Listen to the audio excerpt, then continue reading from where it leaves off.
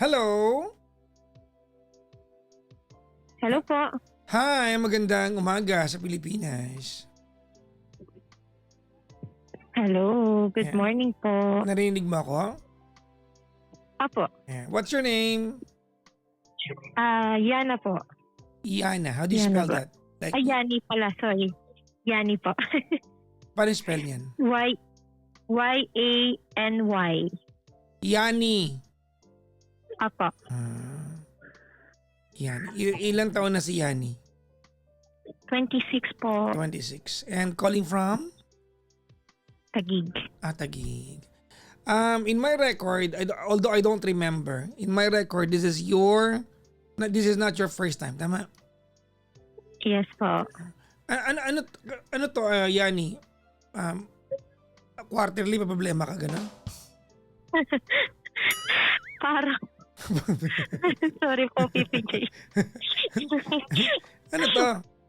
Quarterly may lumalala Hindi pa. ko din Anak ng alam. puso talagang buhay ito. Sorry po. Bawal po ba, PPJ? Okay lang. Nagtataka lang ako kasi parang pangatlo mo to eh. Diba? Opo, kasi parang iba-iba. Parang iba-iba Nagkataon po lang yung na tinatawag ko. na nauna ka ngayong gabi kaya ito ka na naman. Oh. Kaya nga, parang lagi nga po ako nakakachamba, PPJ.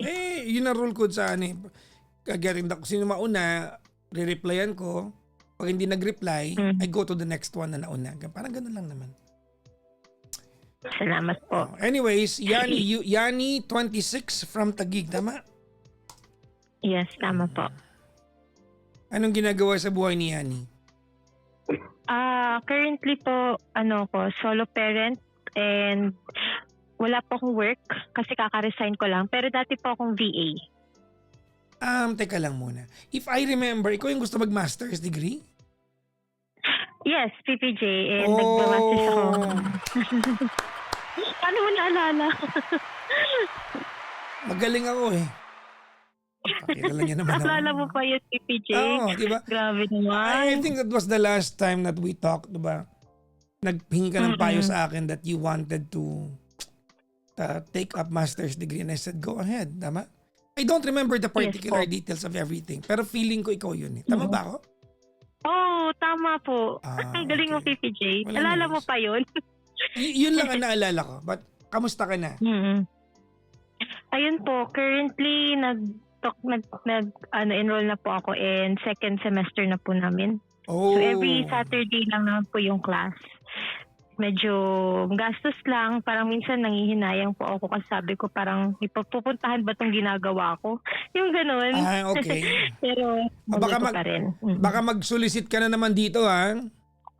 Hala, hindi po. Nagsalit pa ako last time. Parang di naman, PPJ. Hindi naman. Anyways, anong meron ngayon sa buhay ni Yani? About po to sa tatay ng mga anak ko, PPJ. Ilan anak mo? Dalawa po. Dalawa. Okay. Okay. So, bali, yung panganay ko, 4 years old, lalaki. And then, kaso PPJ, naririnig ko po yung sarili ko. Mag-usap kayo. Usap kayo. Usapin mo yan. Narinig mo sarili mo? Opo. Ayan. Okay na ba? Better? Hello. Ayan. Okay. Better, PPJ. Thank you po. So, ayun. Going back po, yung panganay ko, PPJ, 4 years old, lalaki. Yung bunso ko, 3 taon. Wait lang. Wait. Say that again. I didn't catch that. Yung panganay ko pong lalaki, 4 na taon. And yung bunso ko, babae, 3 taon. Magkasunod lang sila 3 and 4. Okay. And same father naman sila, PPJ. So, currently sa bahay, 3 lang kami. So, sobrang hirap kasi PPJ, pumapasok sila sa school. Tapos, kaya naisipan ko mag-resign muna.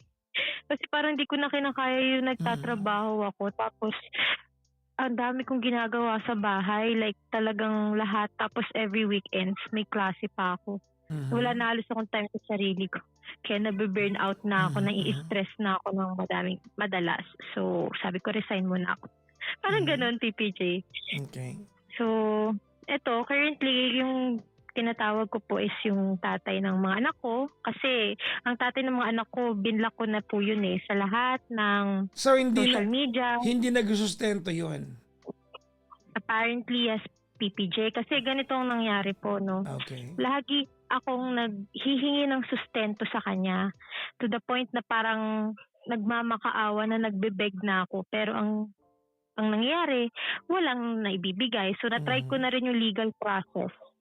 Pero ayoko nang ituloy yun, PPJ, kasi grabe exhausting nun dahil kailangan mo mag-follow up, tapos hindi mo agad makakasuhan yung lalaki kasi kailangan may ebidensya ka and hindi mo siya pwedeng pilitin na mag-work kung wala siyang work.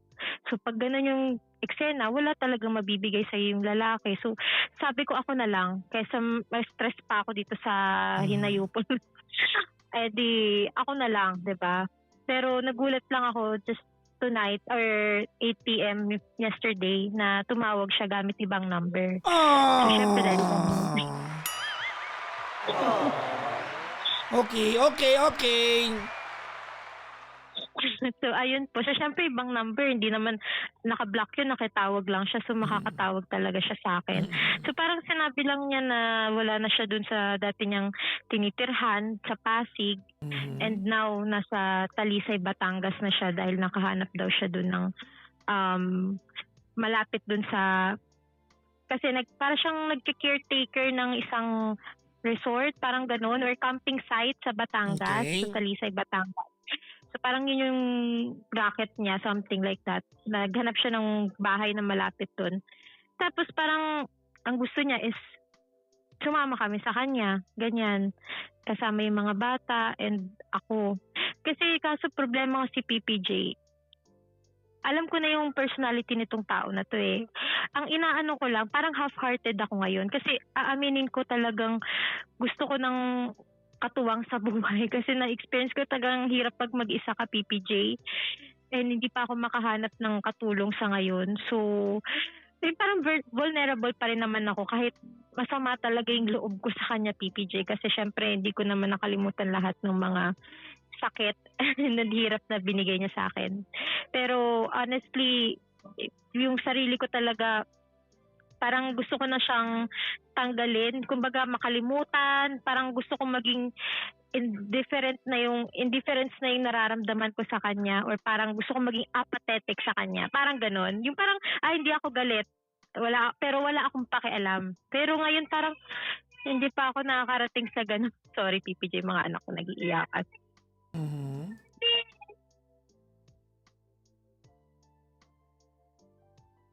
Sorry po, PPJ. Ang hirap. Kasi malilit na yung mga anak ko, tapos sakit talaga sa ulo. So, alam mo yon, yung parang nandito ako sa point ng buhay ko na very vulnerable ako. Kung meron lang sana ako makakasama, katuwang, mas magaan sana ang buhay, 'di ba? Pero hindi kasi ganun yung sitwasyon ko.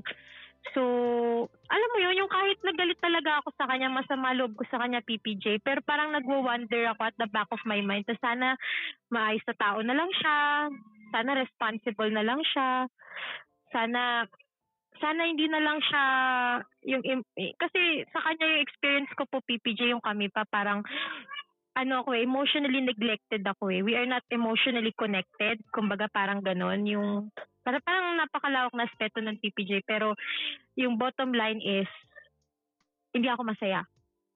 Because I can feel na parang hindi naman ako mahal ng tao. Parang ganon. Through his actions. Kasi parang I just know that when someone loves you, you would feel it and it would show on his actions. But apparently sa kanya, yung kabaliktaran. So parang ganun. Pero alam ko na naman na kahit pagbigyan ko siya ngayon, parang alam ko na ending mag-aaway lang kami, kahit sabihin mo magsama kami. Parang alam ko na magiging eksena magiging magtatalo lang kami, ganyan. Hindi kami magiging okay, masasaktan lang ako kahit pagbigyan ko siya. Pero ang iniisip ko po kasi ngayon, PPJ, parang kasi yung partner, hindi ko pa talaga na-try nagsama kami sa isang bahay. Hindi pa po talaga, PPJ. So, ang nangyayari lang before is parang dumadalaw-dalaw lang siya kung kailan lang niya gusto, mga ganong eksena, pumupunta lang siya dito sa inuupahan namin sa Taguig. Pero, ganun. So, pero hindi pa talaga kami nagsama na yung talagang para kami mag-asawa sa isang bahay. Hindi po. Kasi hindi siya marunong sa gawaing bahay. Tapos, basta para siya talagang irresponsible talaga siyang lalaki, PPJ, kung i-describe ko siyang tao.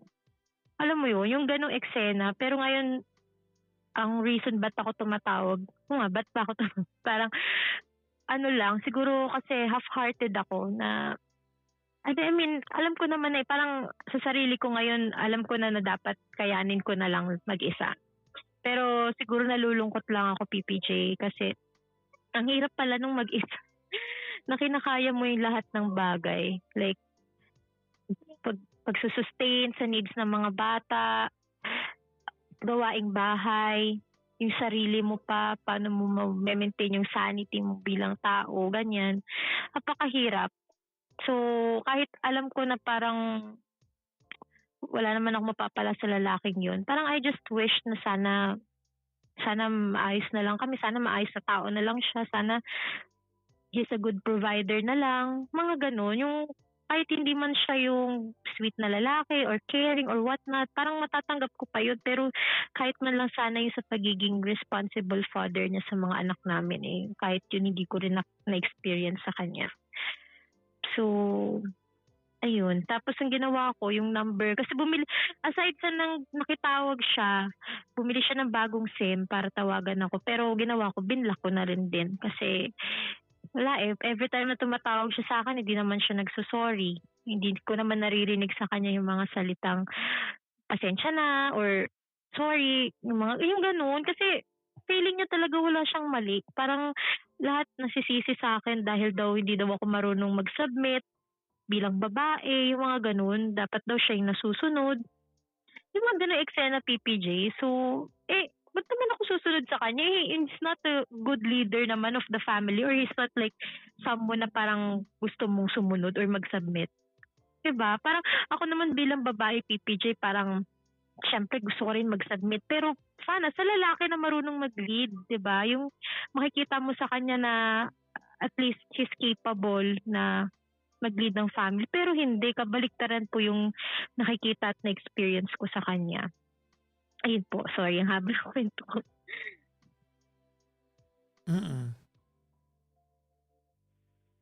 Okay. Ayun lang po. Anong tanong mo sa akin? Siguro ang question ko lang, PPJ, is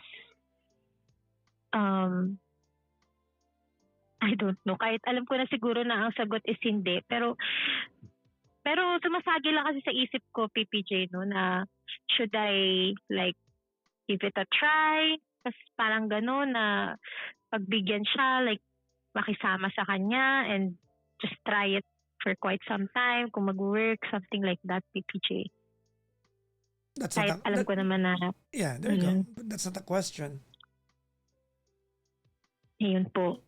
Kahit nabanggit ko naman na alam ko na magiging magulo pag nagsama kami. I don't know what to tell you. You practically answered, sabi nga ng Korte, di ba? Asked and answered, Your Honor.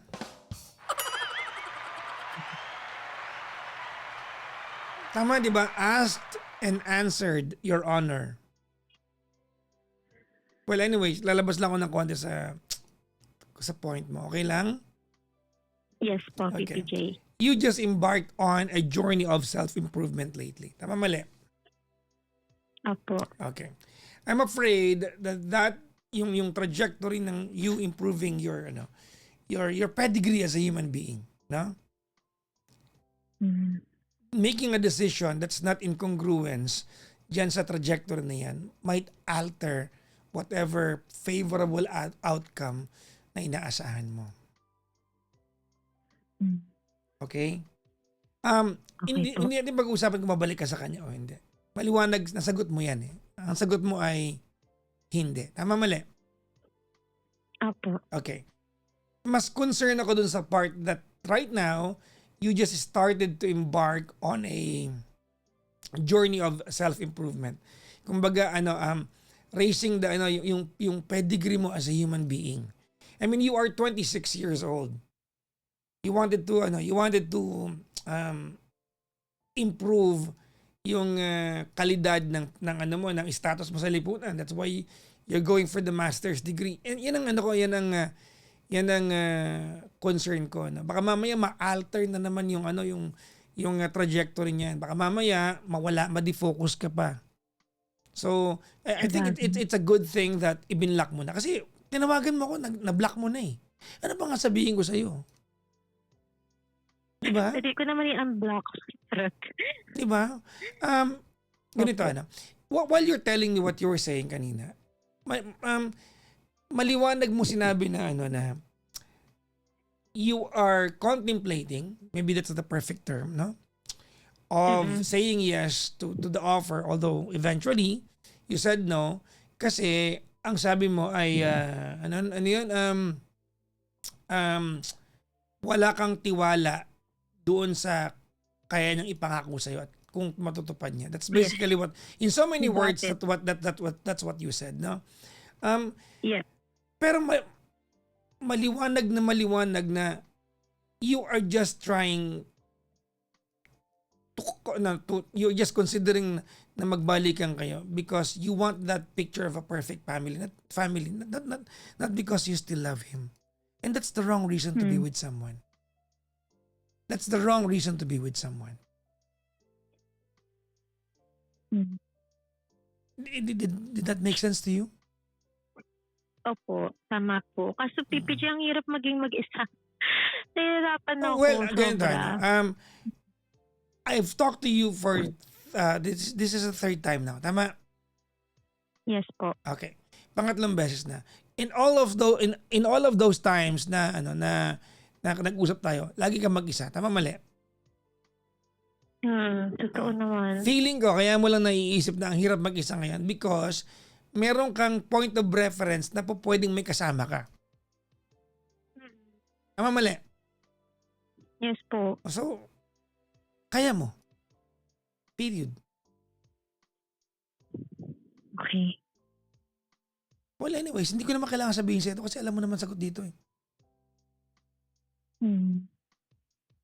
Di ba? Yes po. Ano bang namimiss mo? Yung kumpletong pamilya? O yung may kalambingan sa gabi? Alam ko PPJ. Lahat, syempre. I mean, Ha? part of it. Oh my God! Gusto mo ng kalambingan sa gabi? Sino ba namang ayaw, PPJ? Teka lang. Titignan ko kung sino sa mga pinsan ko ang hindi gaanong busy, ha?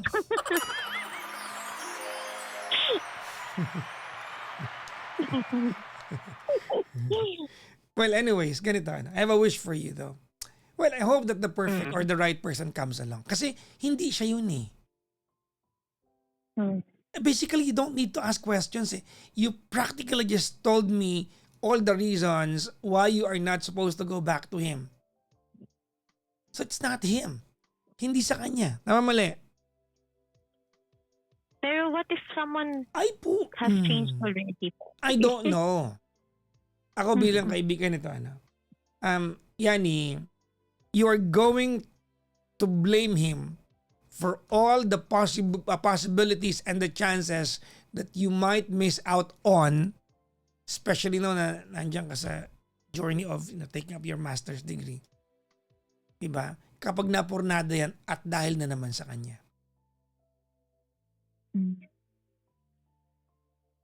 Tsaka bakit ko ba sinasabi sa'yo to? Nag-no ka na. Binlock mo na nga eh. I mean, the decision has already been made. It has already been made.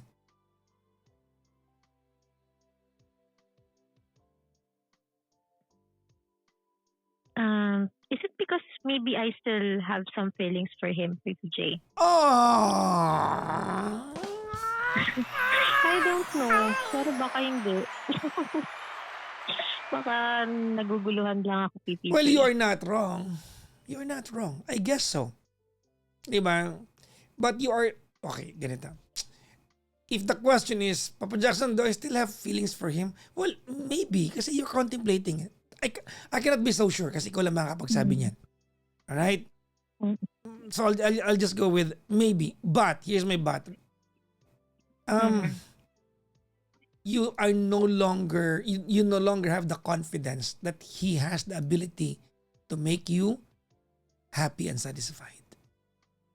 Mm. So there goes the answer. Look, kung Mm. naghahanap ka ng tao magsasabi sa'yo na, Papa Jackson, pilitin mo akong buuin ko pamilya ko, that's not me. I am not an advocate of a broken family.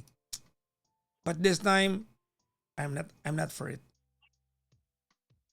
Mm. Because of all the reasons that you have stated, Your Honor.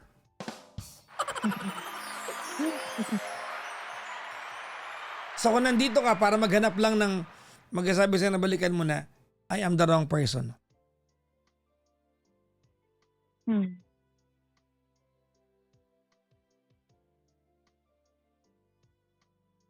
Okay? Yes, PPJ. Mm-mm. Focus na lang ako siguro sa sarili ko, and maybe one day baka merong tao na yung tama talaga or yung the right one for me, Oh. instead of focusing my energy sa kanya, kakaisip. Ano muna, self-love, self-improvement muna. Mm. Di ba? You said something that's very, very striking kanina. You know what you said? Alin po? Medyo half-hearted po akong pumayag. Do you know how redundant that is? Half na medyo pa. Eh di 1/4 na lang. Redundant. Opo. Di ba? Medyo is half eh. Sa Apo. Spanish term, medya. Di ba? Medyo. Mm. So, Medyo na-haspa, no? di ba? Oo, medyo. Sabi mo yan Opo. kanina.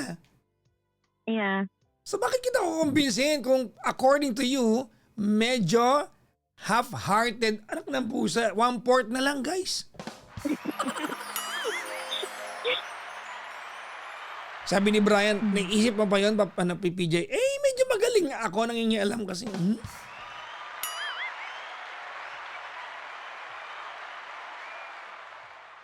Anyways, good luck sa'yo ha. Yes po. You sound intelligent. I don't know if I told you this the last time, but you sound intelligent. Kaya mo yan.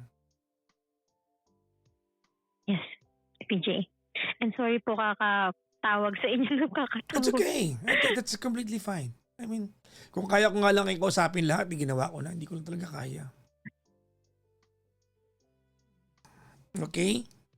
Yes po. Thank you po. Salamat po ng marami. Maraming salamat.